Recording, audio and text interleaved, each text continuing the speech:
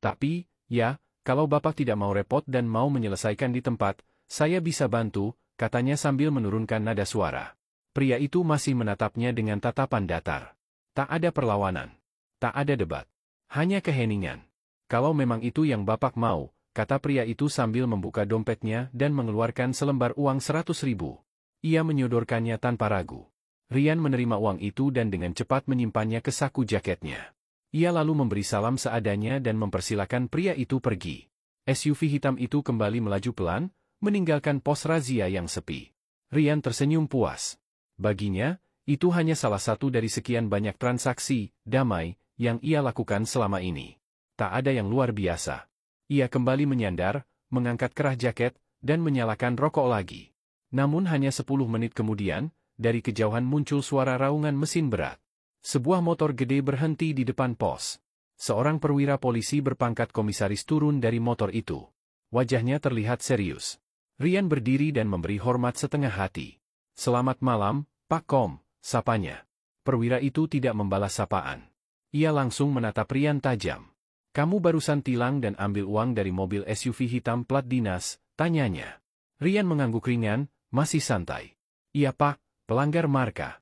Sudah saya arahkan untuk selesaikan di tempat," jawab Rian, mengira bahwa atasannya akan memaklumi hal itu.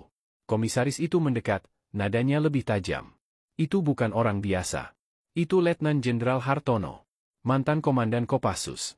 Salah satu tokoh paling disegani di Angkatan Darat. Dan kamu, baru saja minta uang darinya."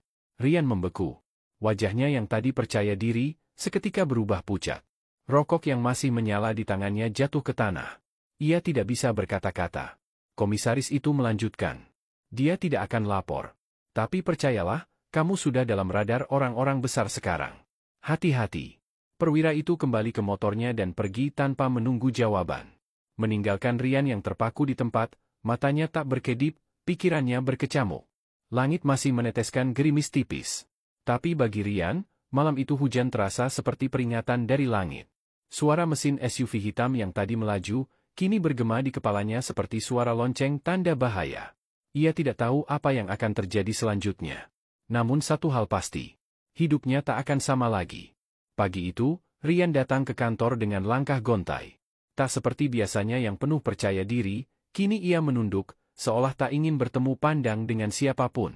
Suara derap langkah sepatu rekan-rekannya, suara mesin kopi, dan obrolan ringan di ruang lobi seolah terdengar jauh. Ia berjalan seperti bayangan. Hampa. Sesampainya di ruang briefing, suasana makin mencekam.